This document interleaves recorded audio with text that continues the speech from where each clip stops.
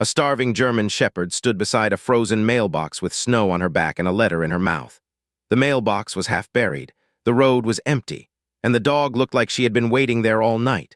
Retired Navy SEAL Caleb Ward slowed his truck, expecting the German shepherd to run. She did not. She stepped into the road, dropped the frozen letter at his feet, and looked back at the mailbox.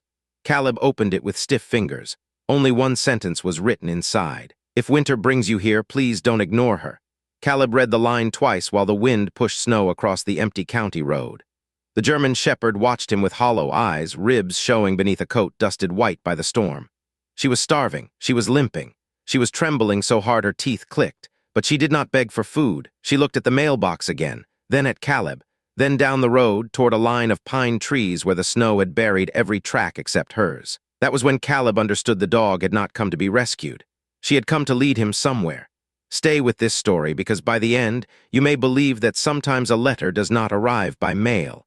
Sometimes it arrives on 4 frozen paws, carried by a dog who refuses to let the people she loves disappear. Caleb Ward had not planned to stop on Briar Ridge Road that morning. He had planned to drive through the storm, reach the hardware store before it closed, buy pipe insulation, and return to his rented farmhouse before the temperature dropped again. That was the kind of life he had now. Small repairs, quiet roads, weather reports, a calendar with nothing written on it except things that broke. He had been a Navy SEAL once, which meant there had been a time when men trusted him with night raids, coordinates, extraction windows, and lives hanging by seconds. Now people in the county trusted him to fix gates, clear driveways, and lift things too heavy for their backs. It was honest work, useful work. But some days usefulness felt like the leftover version of purpose. He had not lost a wife. He had not buried a child. He had not been betrayed by his team. His wound was quieter than that. Retirement had made him feel numb, not destroyed, not dramatic, just disconnected. Like he had survived everything loud only to be defeated by a life that never raised its voice. Then the German shepherd stepped into the road. Caleb braked slowly because the snow had turned the asphalt slick under a thin crust of ice. The dog stood 20 yards ahead of him beside a leaning rural mailbox coated in frost. The mailbox had once been red, maybe, but the paint had faded to a rusted brown. Its little flag was frozen upright. Snow had drifted halfway up the post. The dog stood close to it, nose lowered, letter held carefully in her mouth. Caleb put the truck in park. The engine idled. Warm air blew across the windshield. For a few seconds he stared. The German shepherd stared back. "Where did you come from?" The dog took one step forward, then stopped. She was painfully thin, her sides tucked sharply behind her ribs. Snow clung to the fur around her ears and shoulders. One front paw hovered slightly above the ground. Caleb opened the door. Cold hit him hard enough to steal the first breath. The dog did not run. He stepped down into the snow with both hands visible. "Easy." The German shepherd walked toward him, not fast, not trusting, but determined. She reached the front of the truck, lowered her head, and placed the letter on top of Caleb's boot. Then she backed away and looked at the mailbox. Caleb crouched and picked up the envelope. It was stiff from cold. The paper had softened, frozen, thawed, and frozen again. There was no address, only one word written on the front in uneven pencil. "Winter." Caleb looked at the dog. "Winter." The German shepherd's ears lifted. Her tail did not wag, but her eyes changed. Name confirmed. Caleb opened the envelope. The note inside was written by a child. He knew that before reading the words because of the careful crooked letters, the pressure marks where the pencil had nearly torn the paper, the little corrections where someone had tried to make each word matter. "Winter brings you here, please don't ignore her." Caleb stood very still. The wind moved around him. Winter looked from the note to the mailbox. Then she limped back to the post and scratched once at the frozen door with her paw. Caleb walked to it. The metal handle was frozen shut. He pulled once. It did not open. He took off one glove, breathed warm air onto the seam, and worked the handle until the ice cracked. The mailbox opened with a metallic groan. Inside were 3 things: a child's mitten, a small plastic bag holding 2 dog biscuits, and another folded letter. Caleb picked up the letter. The handwriting was the same. "Dear person, my name is Sophie Bell. I am 10. If you are reading this, Winter found someone. Please follow her. Grandma Ruth is sick and the road is gone. We tried to call, but the phone died. I put letters here because Winter knows the mailbox. Please do not be scared of her. She only growls when she thinks you are leaving." Caleb felt the cold move through him differently now. Not weather, urgency. He looked down the snow-covered road. Briar Ridge Road continued another mile before turning into a private lane that climbed toward old farms near the tree line. The storm had buried most of it. The county plow had stopped at the mailbox, leaving a hard ridge of snow beyond. No tire tracks went past it. Winter stood at the edge of the unplowed lane and looked back. Caleb pulled out his phone. No service. Of course. The ridge had poor reception on clear days. During a storm, it might as well have been the far side of the moon. He opened the truck door, grabbed his emergency pack, a blanket, rope, flashlight, folding shovel, and the sandwich he had packed without appetite that morning. He broke off half the sandwich and held it out to Winter. The dog stared at it. Her nose twitched. Hunger trembled through her whole body, but she did not take it. She looked down the lane. Caleb understood. After, Winter stared. He wrapped the sandwich in the blanket and placed it inside his jacket to keep it from freezing. Fine, you lead.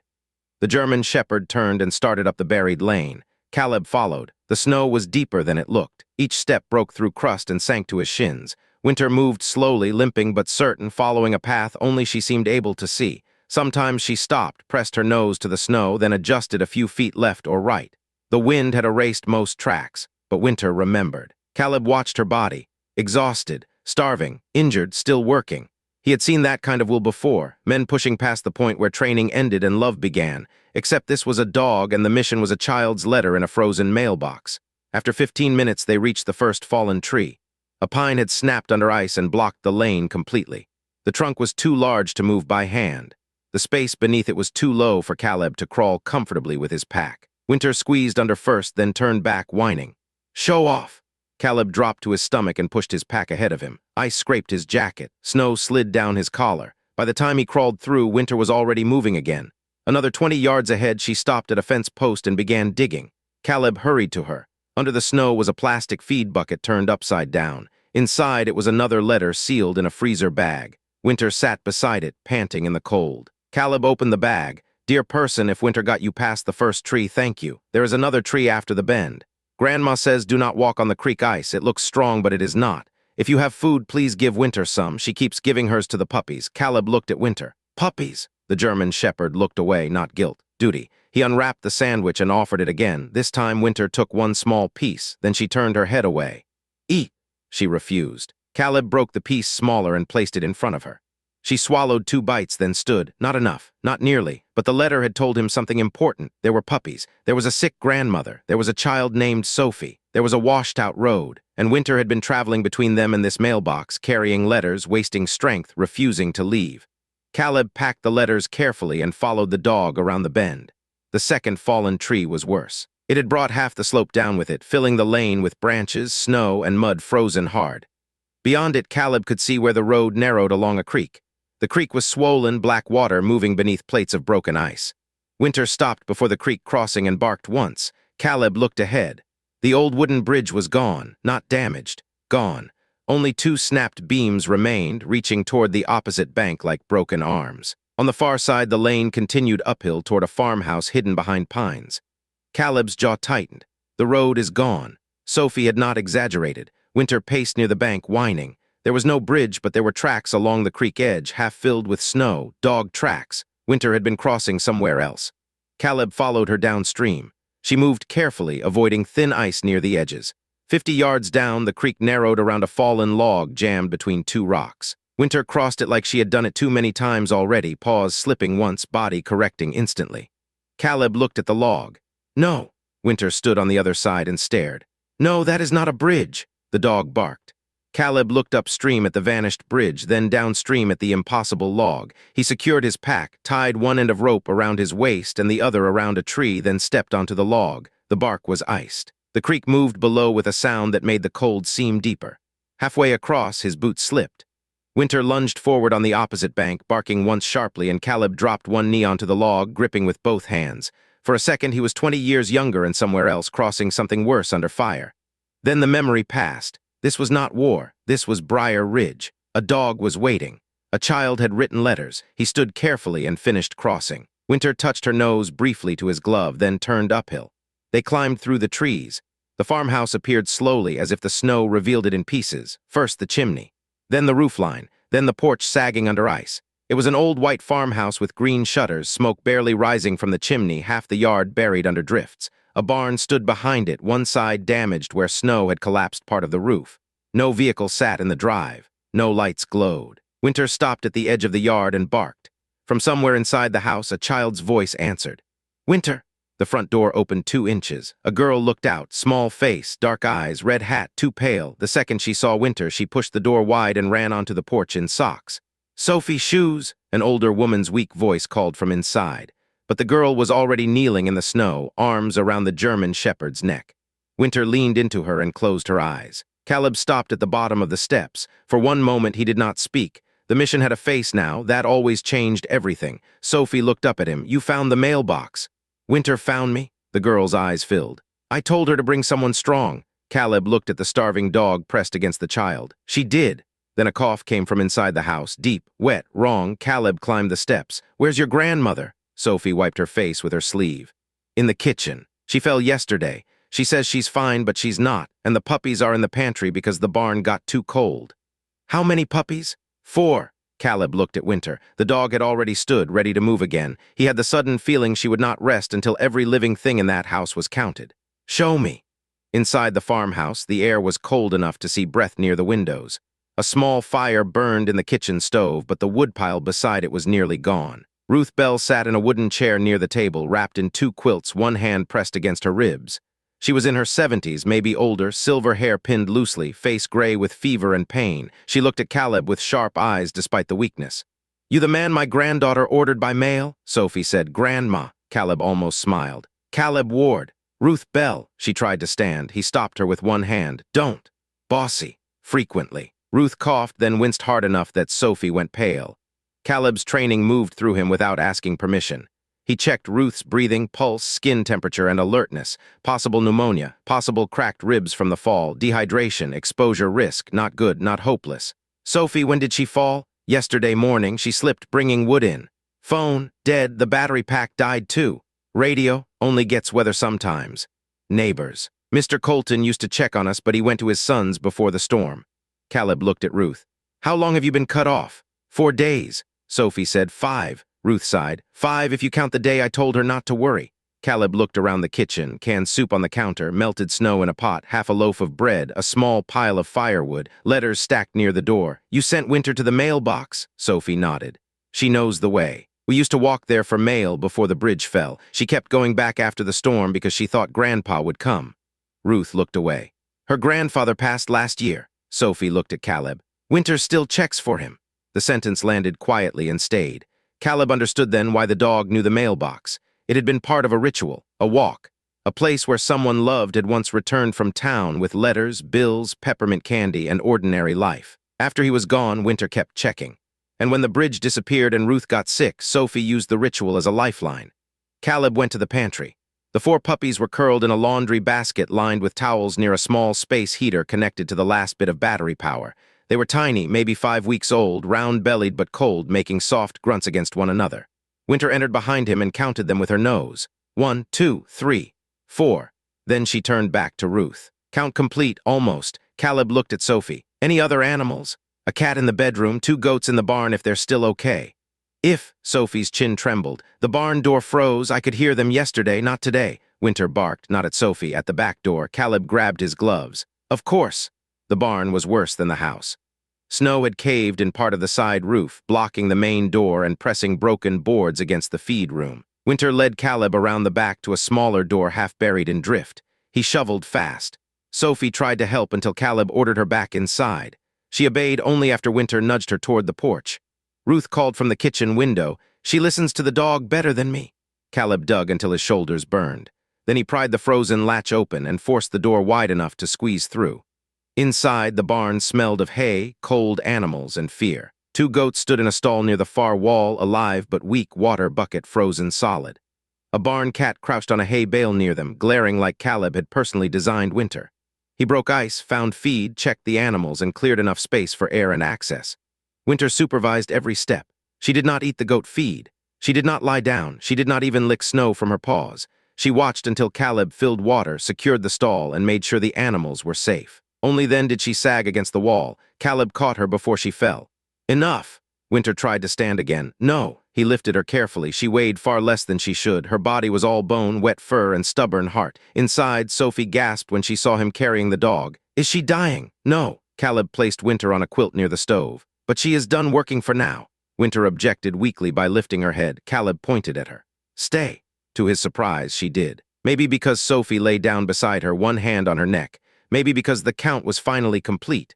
Grandmother, child, puppies, goats, cat, all still alive. Now Caleb needed to get them out. The storm worsened after noon. Snow fell thick enough to erase the barn from the kitchen window. Caleb tried his phone from the porch, the upstairs window, the barn loft, and the hill behind the house. No signal. He found an old battery radio in Ruth's kitchen drawer, but it only caught static and a weather warning. Temperatures dropping, more snow by evening, wind chill below zero overnight, travel not advised. That last part made Ruth laugh weakly. "I'll cancel my dinner plans." Caleb set the radio down. "We need another way to call out." "There's an old CB in the barn," Ruth said. "Does it work?" "It did when my husband was alive." Caleb looked toward the snow. "Where?" "Tool room, high shelf. If mice haven't turned it into bedding." Winter lifted her head as if ready to help. Caleb gave her a look. "You stay with Sophie." The dog lowered her head again, not satisfied but too tired to argue. In the barn tool room, Caleb found the CB radio in a plastic crate under a tarp. The battery was dead. The antenna cable was chewed. The microphone cord was cracked but usable. He carried everything to the kitchen, along with a small solar battery pack and wire from the barn. For the next hour, he repaired the set at Ruth's table while Sophie fed Winter broth drop by drop from a spoon. Ruth watched him with fever-bright eyes. "You military?" "Was. Navy?" "Yes, thought so." Caleb stripped wire with his knife. "What gave it away? You carry quiet like a heavy pack." He stopped for half a second, then continued. Sophie looked between them. "What does that mean?" Ruth said. "It means Mr. Caleb has heard too much noise in his life." Sophie looked at him with open concern, the kind children offered before the world taught them to ration it. "Does quiet hurt?" Caleb tightened the wire connection. "Sometimes." She looked down at Winter. "It hurts her too when no one answers." That one landed harder than Ruth's sentence. He looked at the German shepherd. Winter lay with eyes half closed, but one ear still pointed toward the room, still listening, still waiting for the next instruction. The CB crackled when Caleb connected the battery pack. Static. Then a faint channel. He adjusted the dial. "Emergency transmission from Bell Farm on Briar Ridge. Anyone receiving?" Static. He repeated it. Nothing. Again, nothing. Sophie watched his face carefully. Ruth closed her eyes, not asleep, just conserving strength. Caleb changed channels. "Emergency transmission. 3 civilians trapped at Bell Farm. 1 elderly woman ill, 1 child, multiple animals, bridge washed out, no phone service. Anyone receiving?" Static. Then a voice broke through. "Say again location." Caleb leaned forward. "Bell Farm, Briar Ridge Road beyond Washed-Out Creek Bridge. Need medical evacuation and road access." The voice faded, came back. "This is Miller County Plow Depot. Signal weak. Did you say Bell Farm?" "Yes." A different voice came on. "Caleb." He recognized Sheriff Dana Whitcomb. Relief moved through him, but he kept his voice steady. "Sheriff, what in God's name are you doing at Bell Farm?" "Following a dog." A pause. Then, because she knew him, she said, "Of course you are." He gave the details quickly. Ruth's condition, bridge out, no vehicle access, puppies and livestock, Winter's condition. The sheriff's voice sharpened. "Can you stabilize until rescue reaches you?" "For now, but she needs medical care and Ruth needs evacuation before night." "We'll send snow rigs from the west access." "Road blocked." "Likely, we'll cut through if we have to." Caleb looked at the window. Snow hit the glass sideways now. "You have maybe 3 hours before visibility gets worse." "We're moving." The radio crackled. Then the sheriff added softer, "Good work." Caleb looked at Winter, who had lifted her head at the sound of voices. "Dog did the work. Then keep the dog alive." He looked at Sophie, who had heard enough to understand. "I will." The rescue team reached the creek just before dusk, but they could not cross immediately. Caleb heard them on the CB before he saw them. Sheriff Whitcomb, 2 deputies, a volunteer fire crew, a medic team, and a county snowcat had reached the washed-out bridge from the lower road. The problem was the creek. The log Caleb had crossed was too dangerous for Ruth, Sophie, puppies, or medical equipment. The team needed either a temporary rope crossing or a route through the west field. Ruth was getting worse. Her fever climbed. Her breathing had become shallow and painful. Caleb gave her small sips of warm water and kept her sitting upright near the stove. Sophie sat beside Winter, trying to stay brave. Children should not have to monitor adult faces to know whether hope is still allowed, but Sophie did. Every time Caleb looked toward the window, she looked too. Finally, headlights appeared beyond the trees on the far side of the creek. Red and blue lights flashed through snow. Sophie ran to the window. "They came!" Winter tried to stand. Her legs folded. Sophie cried out. Caleb crossed the room and caught the German shepherd before she hit the floor. Winter's eyes stayed on the window. "She wants to show them the crossing," Sophie said. "She already did enough." "She won't believe that." Caleb looked down at the dog. Sophie was right. Winter had carried letters, crossed ice, guarded puppies, checked livestock, led him through snow, and still her eyes said the mission was incomplete. He wrapped her in a blanket and lifted her carefully. "She can watch." Outside, the storm turned the world into a narrow tunnel of white. Caleb carried Winter to the porch. Across the creek, rescue lights glowed. Sheriff Whitcomb's voice came through the handheld radio they had managed to coordinate with the CB. "We see the house, we're setting lines." Caleb answered. "Ruth is declining, need medic first." "Understood." The firefighters fired a rope line across the creek using a launcher from the far bank. It took 3 tries in the wind. Caleb secured it to the porch-side maple where Ruth's husband had once tied a swing, according to Sophie. Then a second line came. Then a pulley. The first medic crossed in a harness, boots skimming the broken ice, guided by firefighters on both ends. Winter watched from Caleb's arms, trembling under the blanket. When the medic reached the porch, Sophie whispered, "Winter brought you." The medic looked at the dog. "I believe it." Ruth was assessed, wrapped, and prepared for evacuation. Possible pneumonia, dehydration, rib injury, and hypothermia risk. She objected to leaving before the animals. Caleb told her the animals were next. Ruth told him not to use his command voice on women old enough to outlive his manners. The medic laughed. That helped Sophie breathe.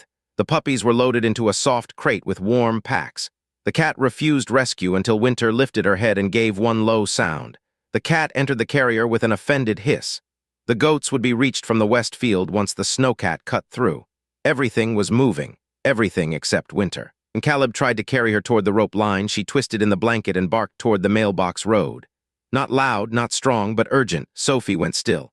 "What is it?" Winter barked again, looking toward the upstairs bedroom window. Caleb turned. In the second-floor window, something flickered. A reflection? No, a light, small, blinking. He looked at Sophie. "Who is upstairs?" "No one." Ruth, already wrapped on the stretcher, opened her eyes. "The attic." Caleb stepped closer. "What attic?" Ruth struggled to focus. "There's an old storage room above the back bedroom. Sophie, did you close it after bringing blankets?" Sophie's face drained. "I thought I did." Winter barked again, then Caleb heard it, a faint scratching from above, not human, animal. Sophie covered her mouth. "The barn kittens." Caleb looked at Winter. The dog had known. Of course she had known. "How many?" Sophie whispered. 3. "The cat had them in the attic after the barn got cold. I forgot them." Her voice broke on the last word. Winter tried to stand again. Caleb placed her gently in Sophie's arms. "No, I'll go." He took the stairs 2 at a time. The back bedroom was colder than the rest of the house. A ceiling hatch stood slightly open above a dresser. Caleb climbed onto the dresser, pushed the hatch up, and shone his flashlight inside. The attic crawlspace was tight, dusty, and freezing.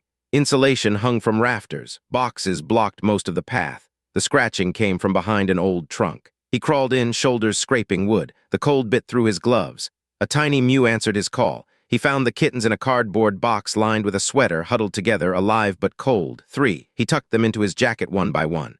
As he backed toward the hatch, the old boards under his knee cracked. He froze. The attic floor sagged. Below him, someone shouted, "Caleb, hold!" He shifted his weight slowly. Another crack. For 1 second, the old numbness returned, not fear. That blank place inside him where danger used to live.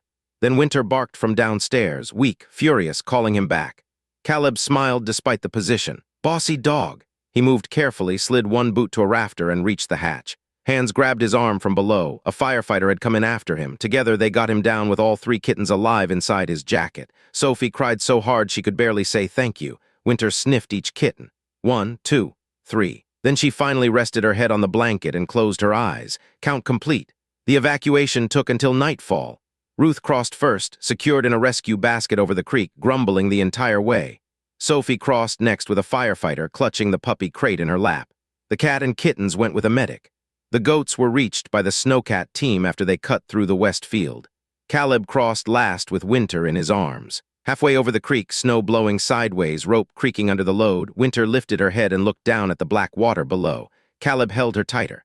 "You are not crossing that again." The German shepherd sighed. On the far side, Sophie broke away from the medic and ran to them. She threw her arms around Winter and Caleb both. For a moment, Caleb stood stiffly, unsure what to do with the child's gratitude, the dog's weight, the storm lights, the sheriff watching from a few feet away. Then he lowered one hand onto Sophie's shoulder. Small, careful, enough. Sheriff Whitcomb stepped close. "You okay?" Caleb almost said fine. Then he looked at Winter. The dog had stopped pretending. Her head rested fully against his chest. Her body had gone limp with exhaustion. "No," the sheriff nodded. "Good, we can work with no." At the emergency clinic, Winter became the center of a quiet storm. Dr. Helen Marr examined her while Sophie refused to leave the room until Ruth, from a hospital bed down the hall, ordered her to let the vet work. Winter was severely underweight, dehydrated, frostbitten around the paw pads, and dangerously exhausted. She had an infected cut on one leg, likely from crossing ice or broken wood. Her milk had mostly dried up from hunger, but she had kept nursing the puppies anyway. Dr. Marr looked at Caleb over the exam table. She should not have been able to do half of what she did. Caleb watched Winter's shallow breathing. She didn't ask permission. No, dogs like this usually don't. Sophie stood outside the glass door, face pressed close, hands folded under her chin. Caleb stepped into the hallway. She'll make it. The vet was careful. She has a chance. That was not enough for Sophie. Children deserve certainty, but adults can only give truth. Caleb crouched in front of her. She's very tired. I know. She needs fluids, medicine, warmth, and rest. Sophie nodded too fast. She hates rest. I noticed.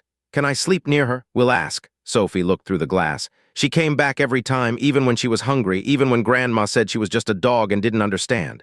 From down the hall, Ruth's weak voice called, I said no such thing. Sophie did not turn. She understood everything. Caleb looked at Winter.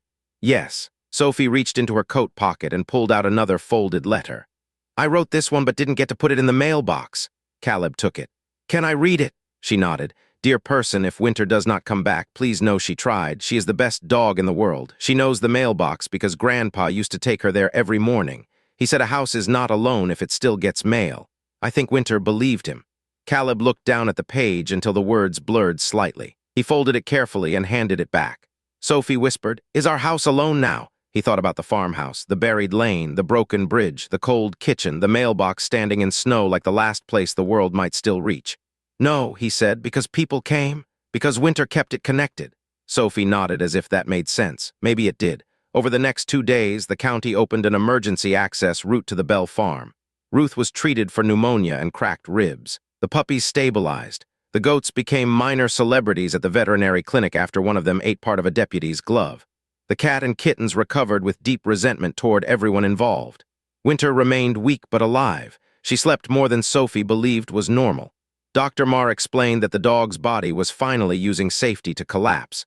That sentence stayed with Caleb, using safety to collapse. He wondered how many people did that too. How many held themselves together until the crisis passed, then fell apart only when the room became safe enough. On the third morning, Caleb visited before sunrise. He told himself he was checking on Ruth and Sophie, but he went first to Winter's kennel. The German shepherd lifted her head when he entered. Her tail moved once. Don't overdo it, he said. She blinked. He sat beside the kennel. For a long while, neither moved. The clinic hummed softly. Outside, snowplows passed on the road. Caleb felt the quiet around him and realized it did not feel empty. Not that morning. It felt occupied by the breathing dog, by a child sleeping in a chair 2 rooms away, by Ruth recovering, by animals who still needed homes and food and heat, by a mailbox that had carried more than letters. He had thought belonging would arrive as a feeling. Maybe it arrived as responsibility. The door opened behind him. Ruth Bell entered slowly with a walker, wearing a hospital robe and an expression that dared anyone to tell her to go back to bed. Caleb stood. You're supposed to be resting. So are you. I'm not the one with pneumonia. No, you're the one sitting beside my dog before dawn pretending it's casual. He had no answer. Ruth looked at Winter. She chose you too. She chose anyone who stopped. No, Winter is polite to many people. She trusts very few.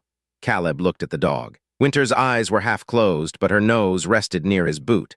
Ruth lowered herself into the chair with effort. My husband used to say that dog could read storms before the radio. She read this one. She read you. Caleb looked at Ruth. The old woman's face had softened. Men who feel useless walk differently. He looked away.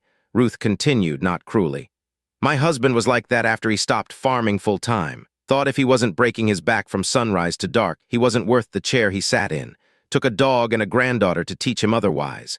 Caleb said quietly, I don't know what I'm worth out here. Ruth looked at Winter. Start with what answers when you show up. That became the first honest thing anyone had told him in months. After a week, Ruth and Sophie were released to temporary housing near town while the farm, road, and bridge were repaired. The question of Winter became complicated. Technically, she belonged to no one on paper. Practically, she belonged to Sophie, Ruth, the mailbox, the puppies, the farm, and every person whose life she had dragged back into motion. The clinic wanted to keep her until she was stronger. Sophie wanted to sleep on the clinic floor. Ruth wanted everyone to stop treating her like glass. Caleb wanted not to want anything. He failed. On the day Winter was strong enough to walk outside, she ignored the clinic yard, the treats, the vet techs, and the warm blanket waiting in Ruth's car. She walked straight to Caleb's truck and sat by the passenger door. Sophie looked from the dog to Caleb. She wants you to drive. Where? Sophie smiled for the first time without fear behind it. The mailbox.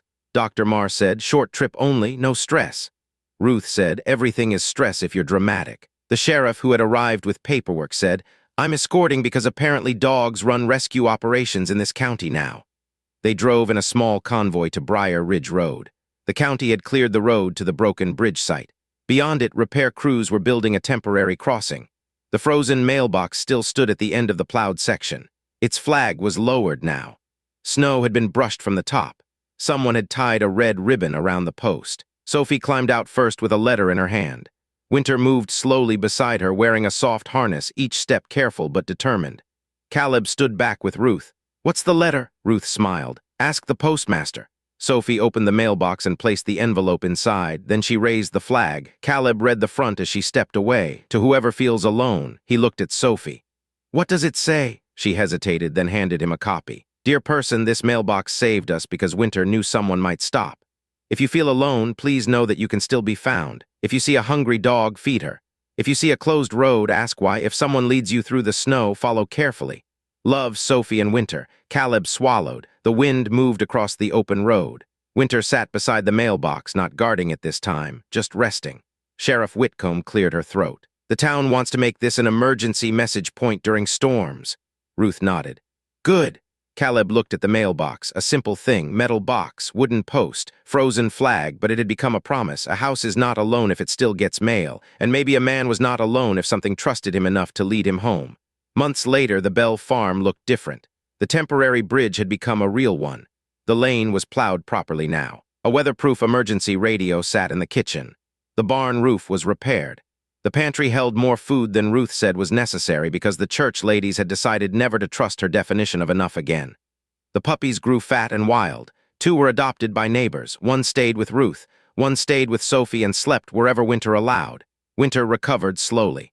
Her ribs disappeared under healthy weight. Her paw pads toughened, though she still limped in deep cold. She never stopped checking the mailbox. Every morning, Sophie walked with her to the end of the lane when weather allowed. Sometimes Caleb joined them. At first, he said he came to inspect the bridge repair, then the mailbox post, then the drainage ditch. Eventually, nobody asked for excuses. He had become part of the walk. One morning in late spring, with snow reduced to dirty patches under the trees, Sophie handed him a stack of envelopes. "What's this?" "Letters." "To who?"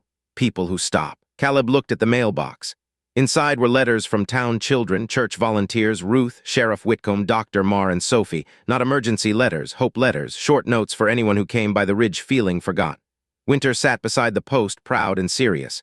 "You turned a mailbox into a mission," Caleb said. Sophie shrugged. "Winter started it."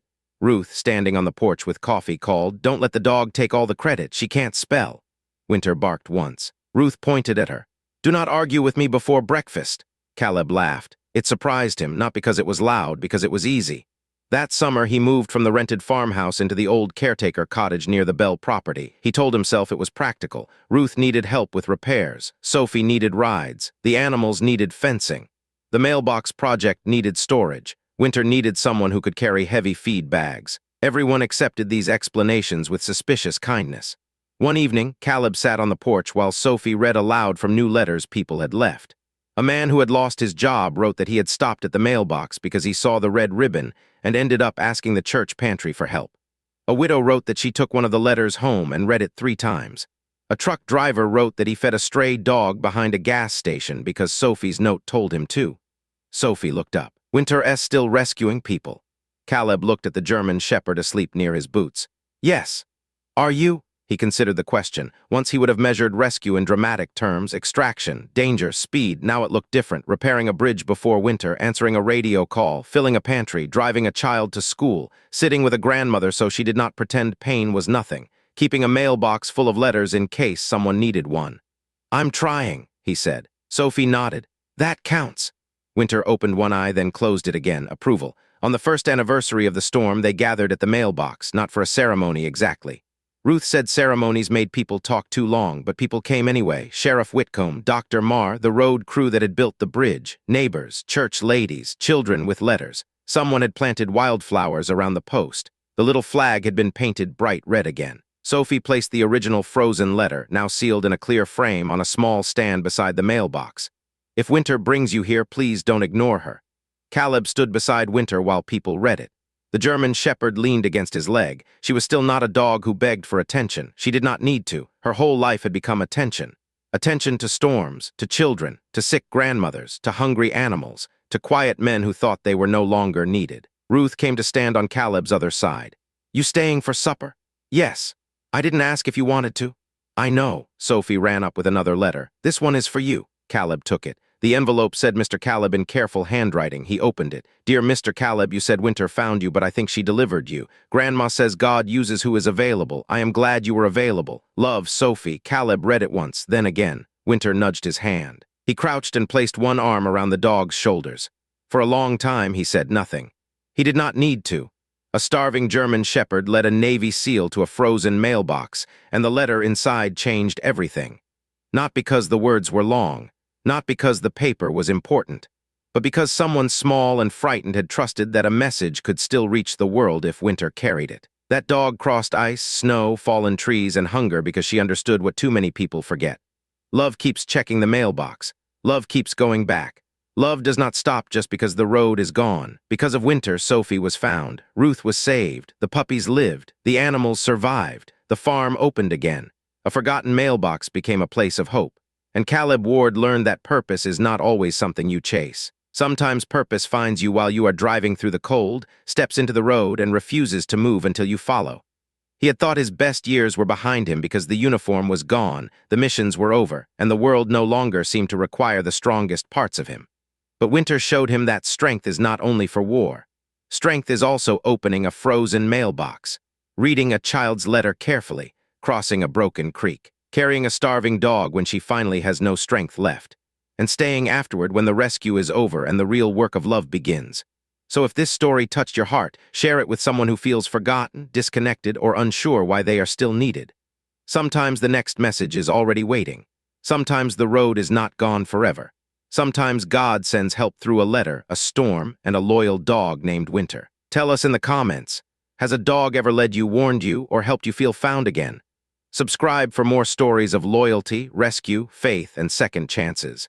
Until the next story, may God bless you, guard your home, and help you never ignore the message that comes through the snow.